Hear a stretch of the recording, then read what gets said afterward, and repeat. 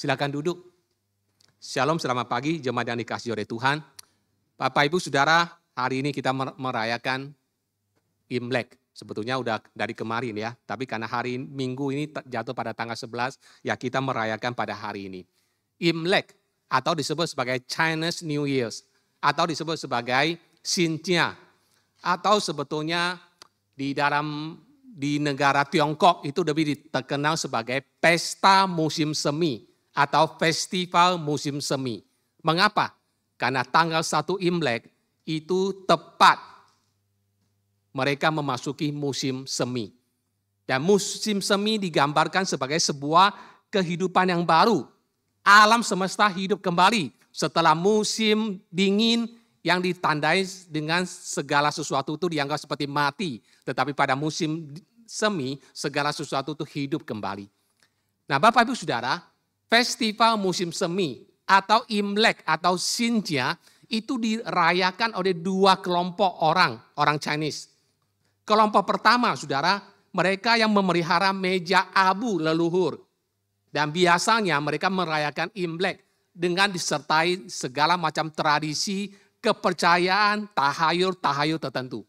Itu sebabnya ketika Imlek, kelompok yang memelihara meja leluhur atau meja abu leluhurnya, itu biasanya ada penyembahan kepada dewa dapur. Kemudian ada kue keranjang dan sebagainya. Itu semua ada maknanya, itu semua ada tahayulnya, ada kepercayaannya. Nah, kelompok kedua yang merayakan Imlek itu adalah kelompok yang tidak memelihara meja abu. Jadi mereka merayakan Imlek itu dengan cara sederhana, yaitu mereka membersihkan rumah untuk menyambut tahun yang baru. Mereka menghiasi rumah dengan mungkin ada ornamen tertentu. Kemudian menyiapkan makanan. Kemudian menyiapkan kue-kue kalau ada tamu yang datang berkunjung. Kemudian ada angpau. Kemudian ada baju baru untuk anak-anak. Nah, biasanya secara umum orang Kristen Tionghoa atau orang Kristen Chinese itu merayakan Imlek dalam golongan yang kedua. Kita tidak merayakan Imlek dalam golongan pertama. Karena golongan pertama merayakan Imlek dengan segala macam ritual tahayul yang mengikutinya. Dan sebagai orang Kristen kita tidak mengikuti itu. Kita merayakan Imlek karena kita orang Chinese, kita merayakannya dalam kelompok yang kedua. Yaitu kita merayakan dengan cara sederhana, bersihkan rumah, siapkan makanan, dan makan bersama dengan keluarga, bagi angpau ataupun baju baru. Bagi saya yang berasal dari daerah Sumatera sana, Riau sana, itu Imlek itu sesuatu momen yang beda dengan momen-momen yang lain. Imlek pada waktu masih kecil saya sangat merindukannya. Kenapa? Karena di waktu Imlek lah saya bisa dapat baju baru. Kalau waktu biasa saya anak 8 bersaudara, saya anak bungsu. Jadi saya dapat warisan baju itu dari koko-koko saya. Momen untuk saya dapat baju baru itu kalau lagi Imlek.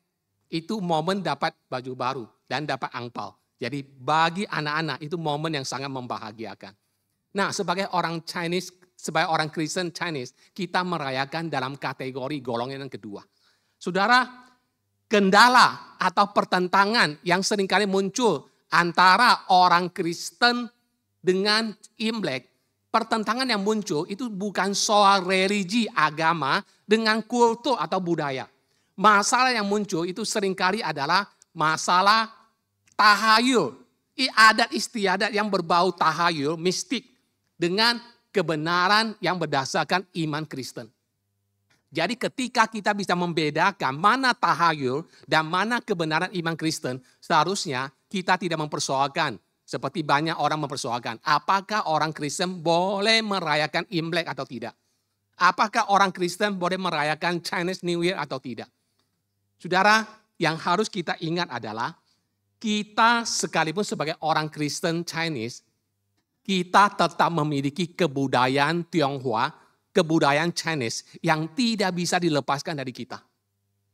Sebagai orang Chinese, kita memiliki budaya Chinese yang tidak bisa dilepaskan dari kita, sekalipun kita sudah menjadi orang Kristen.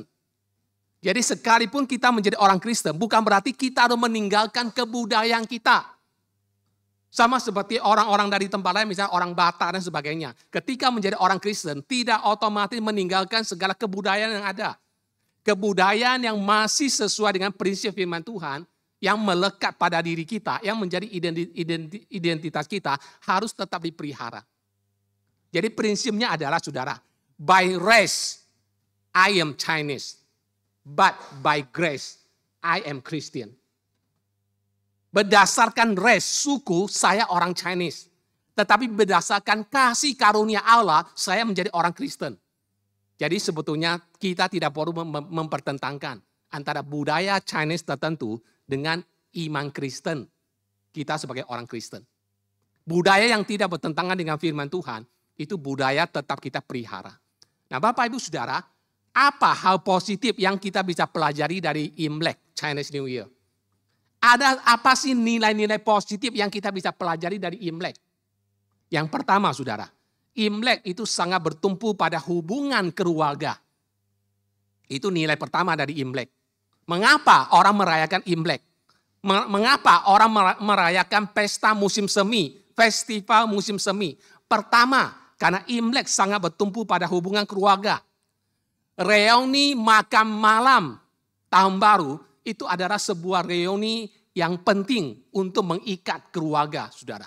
Itulah sebabnya di China, di Tiongkok, ketika menjelang Imlek, maka dikatakan apa? Terjadi eksodus, terjadi migrasi yang terbesar di dunia. Jadi di dunia ini tidak ada negara seperti negara Tiongkok yang ketika mendekati Imlek, itu terjadi migrasi terbesar yang pernah dicatat dalam sejarah dunia. Jutaan orang Cina dari kota-kota besar dari Beijing, dari Shanghai, dari manapun, itu mereka pulang kampung. Karena itu libur panjang. Semua perusahaan tutup, pabrik tutup selama 1 minggu, 2 minggu. Dan semua melakukan migrasi pulang kampung. Tidak peduli apakah di kota besar ketika engkau merantau dari kampung, engkau sudah berhasil. Engkau sudah berhasil atau belum, tidak peduli. Mereka semua pulang kampung. Dan ketika mereka pulang kampung, mereka mengunjungi orang tua, mereka bagi angpau, mereka saling mengucapkan kungsi facai, kemudian makan bersama. Semua anggota keluarga makan bersama. Semangat kekeluargaan itu diwujudkan dengan makan bersama di meja bundar. Tidak ada posisi yang mana yang penting dan tidak. Semua orang duduk makan bersama. Ibu-ibu semua turun tangan, masak sendiri untuk makan malam bersama. Itu menandakan apa? Itu menekankan tentang nilai. Nilai apa? Nilainya adalah Imlek sangat bertumpu pada hubungan keluarga. Tidak peduli kamu sudah berhasil atau belum. Tidak peduli kamu sudah kaya atau belum, tidak peduli, semua pulang kampung, semua makan bersama, semua keluarga kumpul bersama. Setahun sekali, ada yang mungkin 2 tahun sekali, ada yang 3 tahun sekali baru bisa pulang kampung. Jadi saudara, itu nilai pertama. Imlek bertumpu pada hubungan keluarga. Kedua saudara, nilai yang positif dari Imlek adalah perayaan Imlek itu memiliki spirit, yaitu untuk beristirahat sehingga segala pekerjaan dihentikan. Nilai kedua dari Imlek adalah masa Imlek itu ada masa untuk beristirahat dari segala pekerjaan. Itu sebabnya pabrik-pabrik tutup, perusahaan tutup, kantor tutup. Dan orang melakukan migrasi pulang kampung ke kampung halamannya masing-masing. Saudara, spirit ini penting. Dulu orang Tionghoa kalau ketemu satu sama lain, pertanyaannya adalah cepau le meiyo, sudah makan belum? Tetapi sekarang budayanya beda. Ketika ketemu orang, ketemu teman dan sebagainya, pertanyaannya adalah, ni mang ma, kamu sibuk enggak? Nilainya udah bergeser. Kalau zaman dulu ketemu, pertanyaannya adalah, sudah makan belum? Kalau belum makan, ayo datang. Bisa makan, bisa pergi makan atau datang ke rumah makan. Budaya itu sudah bergeser. Kalau orang Chinese ketemu sekarang, pertanyaannya adalah, kamu sibuk enggak? Artinya apa? Kesibukan itu telah menjadi sebuah budaya. Jadi nilai positif dari Imlek adalah Imlek, Xinjia, Chinese New Year, itu ada kesempatan untuk beristirahat. Untuk berhenti dari segala kesibukan pekerjaan. Dan untuk beristirahat. Itu nilai kedua, saudara, dari Imlek, saudara. Di gereja, oke, sekarang saya lihat yang ketiga. Imlek merupakan satu momen pengharapan bagi kita dan bagi keluarga. Supaya diberikan kesehatan, supaya diberikan kebahagiaan, dan supaya diberikan kesejahteraan. Itu hal ketiga positif dari Imlek. Imlek adalah momen pengharapan bagi kita dan bagi keluarga. Supaya kita diberikan kesehatan, supaya kita diberikan sukacita, supaya kita diberikan kesejahteraan.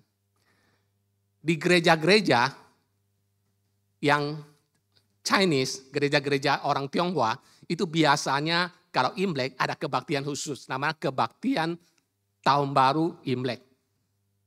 Itu ada kebaktiannya. Dan biasanya sudah tahu, persembahan dalam kebaktian Imlek itu lebih besar daripada kebaktian Natal. Biasa di gereja-gereja kalau persembahan Natal itu biasa lebih banyak daripada persembahan minggu-minggu biasa. Tetapi di gereja-gereja Chinese biasanya persembahan Tahun Baru Imlek, kebaktian Tahun Baru Imlek itu nilainya lebih besar, jumlahnya lebih besar. Itu momen bagi orang-orang Chinese untuk bersuka cita. Tuhan sudah pimpin 1 tahun dan bersyukur dan punya iman bahwa Tuhan akan memimpin dalam tahun berikutnya yang akan dijalani. Jadi saudara, oleh karena alasan-alasan ini, maka tidak menjadi masalah bagi kita sebagai orang Kristen yang berlatar belakang Chinese untuk merayakan Imlek. Yang kita tolak adalah hal-hal yang bersifat tahayul, kepercayaan-kepercayaan tertentu, itu kita tolak. Tetapi spirit kekeluargaan, spirit untuk beristirahat, spirit pengharapan, itu kita pelihara dan kita lakukan dan kita peringati sampai saat ini. Karena itu tidak bertentangan dengan iman Kristen. Saudara, festival musim semi atau Imlek itu merupakan awal dari datangnya musim semi. Dan musim itu akan digantikan oleh musim yang lain, musim panas. Kemudian digantikan oleh musim gugur dan musim-musim yang lain. Silih berganti, saudara. Ini sesuatu yang mengingatkan kembali apa yang kita baca dari Pengkhotbah pasal ketiga. Bahwa segala sesuatu ada masanya. Untuk apapun di bawah langit ada waktunya. Saudara, tersedia waktu yang cukup. Kronos, detik, menit, jam, hari, bulan, tahun. Untuk kita melakukan segala sesuatu dalam hidup kita. Semuanya itu ada waktunya. Dan kalau saudara perhatikan Pengkhotbah pasal 3 ayat 1 hingga 12. Di situ didaftarkan ada 14 aktivitas positif yang bisa kita lakukan. Dan ada 14 aktivitas negatif yang terjadi dalam hidup kita. Dan itu sebetulnya ada potret kehidupan kita. Kehidupan kita di dunia diwarnai dengan hal-hal yang positif. Seperti dikatakan apa? Di sini dikatakan lahir, menanam, membangun, mengasihi, tertawa, menari, dan lain-lain. Itu aktivitas positif. Tetapi aktivitas positif ini juga diwarnai oleh aktivitas negatif. Apa itu? Dikatakan mati, membunuh, meratap, membenci, perang, dan lain-lain. Dan itu ada potret kehidupan kita. Kehidupan kita di dunia ini diwarnai oleh segala musim-musim yang ada. Ada hal-hal yang positif terjadi dalam hidup kita, juga ada hal-hal negatif terjadi dalam kehidupan kita. Ada musim, ada waktu di mana kita bersuka cita. Karena segala doa kita itu dijawab. Segala hal yang kita inginkan terjadi. Kita diberikan kesehatan yang baik. Anak-anak, kita mendapatkan anak. Anak kita besarkan dengan susah payah, sekarang sudah mandiri. Anak kita besarkan dengan susah payah, sekarang sudah menikah. Kita dapat cucu, kita mendapatkan ini, itu, saudara. Hal-hal positif terjadi dalam hidup kita. Tetapi akan datang waktunya di mana hal-hal yang tidak menyenangkan, yang negatif juga hadir dalam hidup kita. Kita divonis sakit. Anak kita besarkan dengan susah payah ternyata mengecewakan. Kita di PHK dari pekerjaan kita. Ada banyak pergumulan masalah terjadi dalam kehidupan kita. Saudara, itulah realita kehidupan kita. Ada hal-hal yang positif terjadi, ada hal-hal yang negatif terjadi. Kehidupan kita di dunia ini memang tidak bisa dipungkiri, diwarnai oleh segala aktivitas ini yang silih berganti terjadi dalam kehidupan kita. Bapak Ibu Saudara, sama seperti musim, maka kehidupan kita itu juga bisa digambarkan seperti musim, saudara. Kita mengenal ada 4 musim. Sebetulnya 4 musim ini itu menggambarkan kehidupan kita. Yang pertama, saudara, musim semi, spring. Musim semi itu gambaran tentang seorang manusia yang baru lahir. Ya, baru lahir lalu mencapai masa kanak-kanak. Itu adalah masa yang paling bahagia. Enggak perlu banyak mikir, enggak perlu banyak khawatir. Hari-hari cuma taunya makan. Hari-hari cuma taunya main. Ya, energik. Senang, saudara.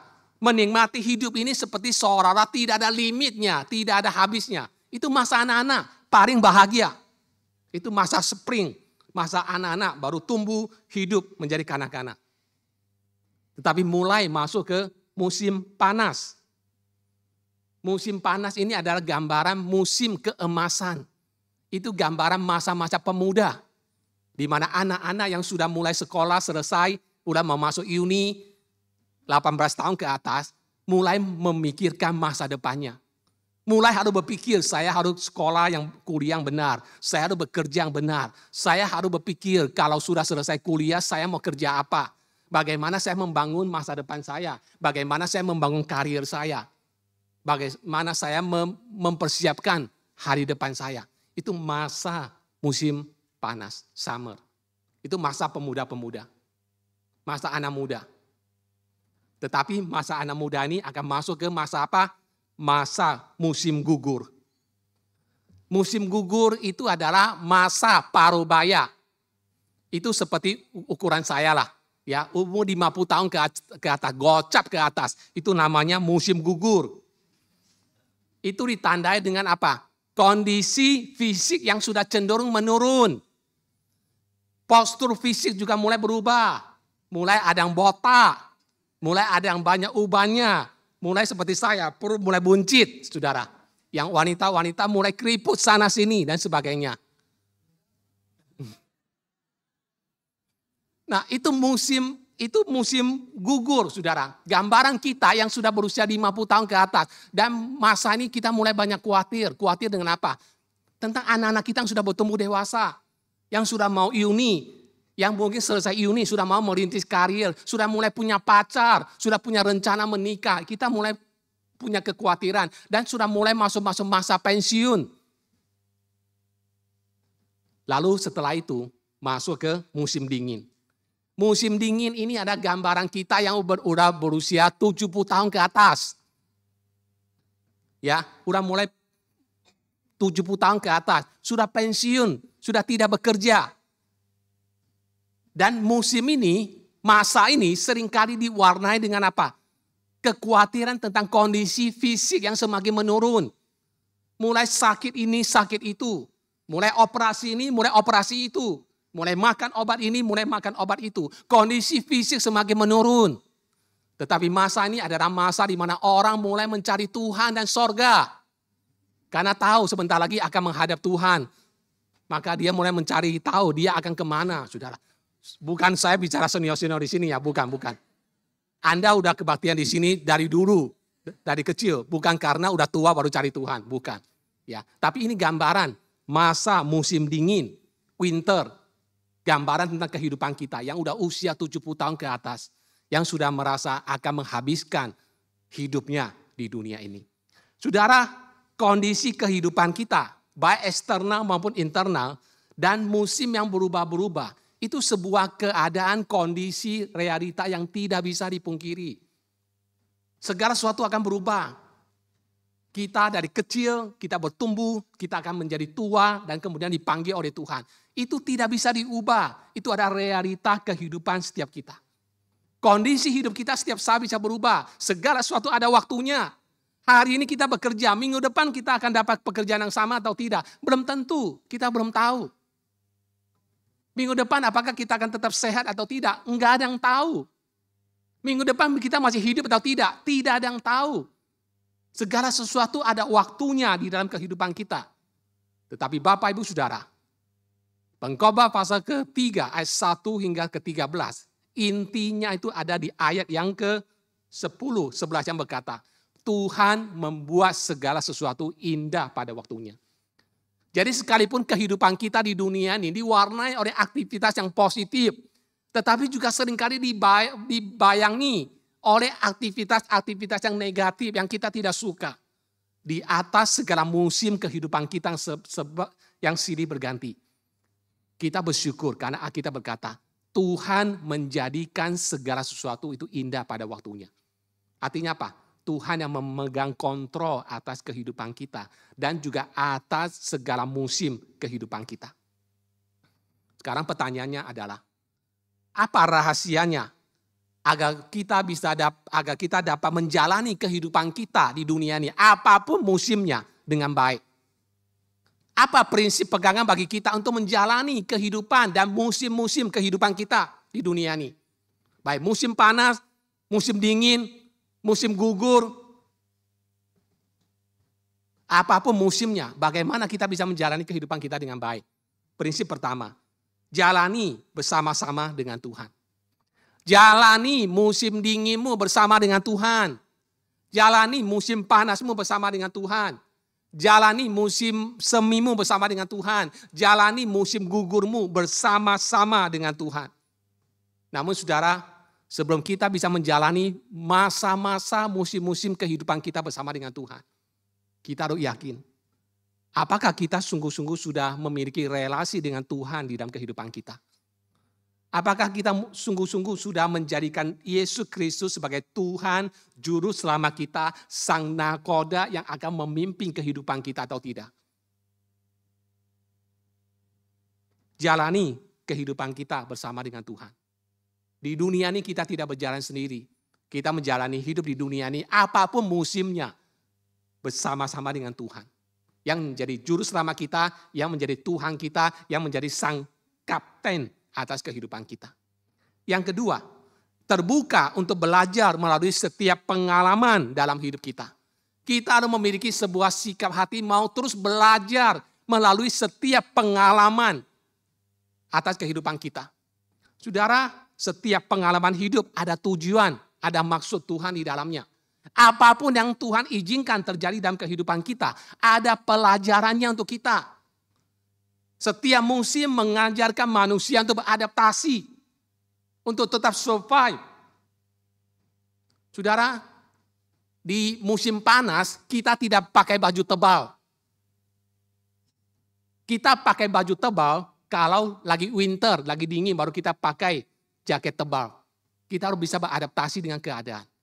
Petani itu tidak menanam benih di musim gugur dan di musim dingin. Petani itu menanam benih di musim semi supaya bisa panen di musim panas. Musim-musim yang berubah mengajar kita untuk peka dan memiliki daya adaptasi agar kita dapat menikmati hidup dan bisa menjalani kehidupan ini dengan baik. Jadi itu prinsip pertama, saudara.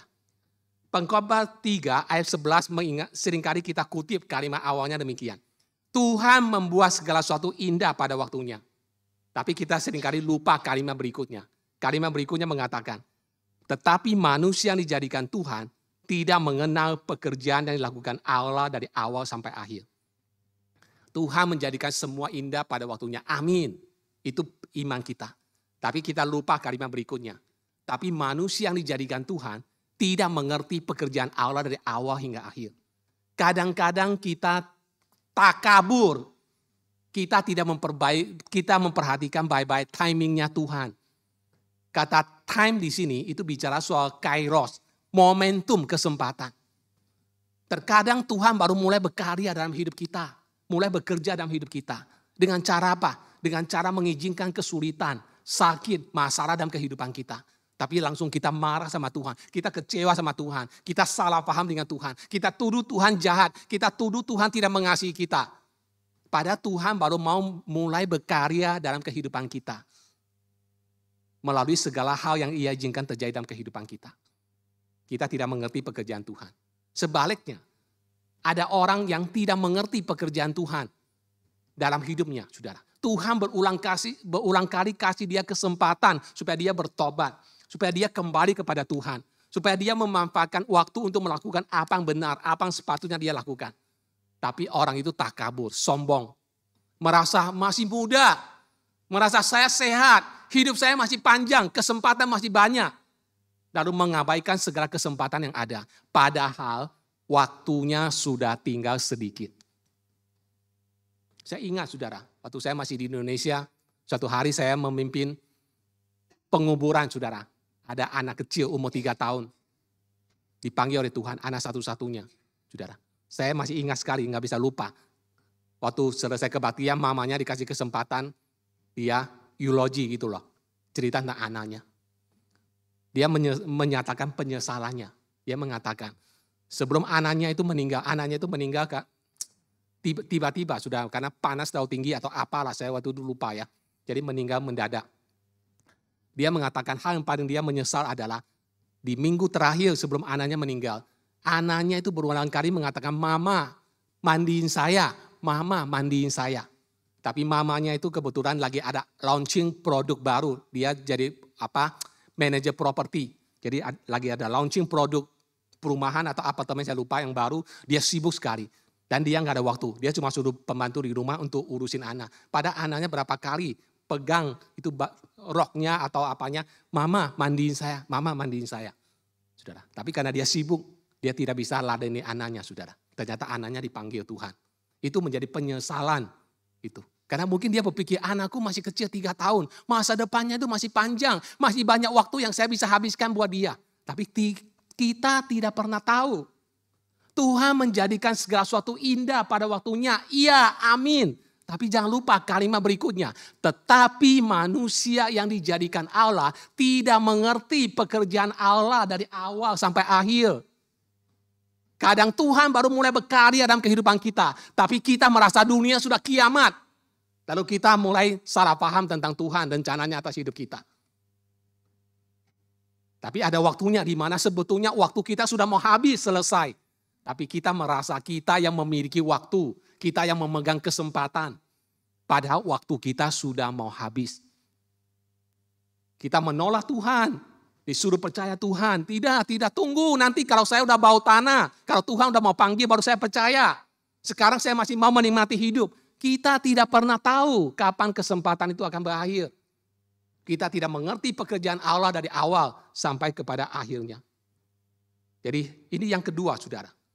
Kita terbuka untuk belajar melalui setiap pengalaman hidup yang Tuhan ajarkan kepada kita. Yang terakhir, saudara.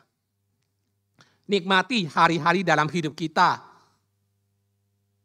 dengan berkat-berkat yang Tuhan sediakan bagi kita. Nikmati hidup ini, nikmati segala berkat Tuhan untuk kita. Saudara perhatikan ayat ke Pengkhotbah 3, ayat terakhir mengatakan, ayat ke-13. Aku tahu bahwa untuk mereka tidak ada yang lebih baik daripada bersuka-suka dan menikmati kesenangan dalam hidup mereka. Dan bahwa setiap orang dapat makan, minum, dan menikmati kesenangan dalam segala jeripayanya. Itu juga adalah pemberian Allah. Saudara, menarik sekali kalau kita membaca kitab Pengkhotbah. Kitab Pengkhotbah temanya apa? Temanya adalah kohelet.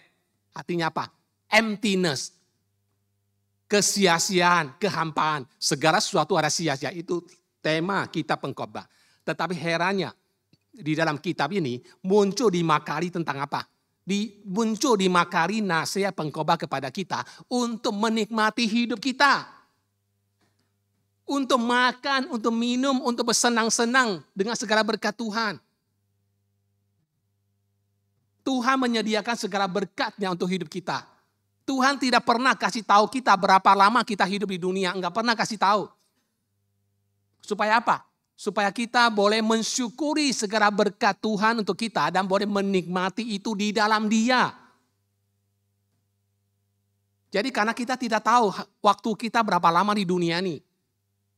Usia kita berapa panjang lagi kita tidak tahu. Tapi mari saudara, selain kita menjalani hari-hari kita di dalam hidup ini bersama dengan Tuhan, kita juga belajar untuk menikmati hidup kita bersama dengan Tuhan. Tidak persoalan apakah penghasilan kita besar atau kecil. Banyak atau sedikit, nikmati. Nikmati berkat-berkat Tuhan dalam hidup kita. Bersama keluarga kita. Nikmati waktu yang ada, yang masih Tuhan percayakan kepada kita. Kiranya ini menjadi sebuah prinsip untuk kita pegang, saudara. Kita merayakan Imlek bukan karena kita jatuh seperti di negara Tiongkok pada musim semi, musim yang paling bahagia, tidak. Apapun musim kehidupan kita, seperti yang saya jelaskan tadi 4 kondisi musim kehidupan kita. Apapun musim kehidupan kita, mari kita jalani hidup kita bersama-sama dengan Tuhan. Karena kita tahu Tuhan yang memegang kehidupan kita, Ia menjadikan segala indah pada waktunya. Tetapi kita juga diingatkan, kita tidak tahu pekerjaan Tuhan dari awal sampai akhir. Kita tidak tahu kapan waktu kita akan berhenti, akan selesai. Sekalipun kita tidak tahu, mari kita setiap hari hidup dalam ucapan syukur. Dan ketika Tuhan memberikan berkat untuk kita, nikmati berkat itu sebaik-baiknya dengan hati yang bersyukur kepada Tuhan. Kiranya firman ini menjadi berkat untuk kita semua. Amin. Kita berdoa. Bapa di dalam sorga, kami berterima kasih Tuhan. Di saat kami memperingati Chinese New Year, kami boleh diingatkan Tuhan, bahwa kami boleh menjalani musim-musim kehidupan kami bersama dengan Tuhan. Segala sesuatu ada waktunya, segala sesuatu di dunia ini ada musimnya. Dan apapun musim kehidupan kami, mungkin saat ini di antara kami ada di dalam musim semi Tuhan, kami masih kanak-kanak, kami tidak khawatir tentang masa depan dan sebagainya. Atau saat ini mungkin ada di antara kami yang sudah memasuki musim panas, musim summer, masa-masa pemuda yang mulai harus berpikir tentang masa depan untuk karir, pekerjaan dan sebagainya, teman hidup dan sebagainya. Atau mungkin bagi kami yang sudah mulai memasuki musim gugur, autumn, di mana kami mulai memiliki banyak kekhawatiran tentang hidup kami, tentang keluarga dan sebagainya. Atau barangkali kami sudah berada di musim dingin, musim winter. Kami sudah lanjut usia, kesehatan kami semakin menurun. Dan kami tidak tahu berapa lama Tuhan izinkan hidup di dunia. Apapun musim kehidupan yang kami alami, ajar kami untuk percaya bahwa Tuhan menjadikan semua indah pada waktunya. Tuhan memimpin dari awal hingga akhir segala sesuatu. Dan ajar kami untuk boleh menjalaninya bersama-sama dengan Tuhan. Beradaptasi dalam musim apapun hidup kami. Dan boleh menikmati segala berkat yang Tuhan sediakan bagi kami untuk kami nikmati. Terima kasih Bapa, dengarkan doa kami. Di dalam Yesus Kristus kami berdoa. Amin.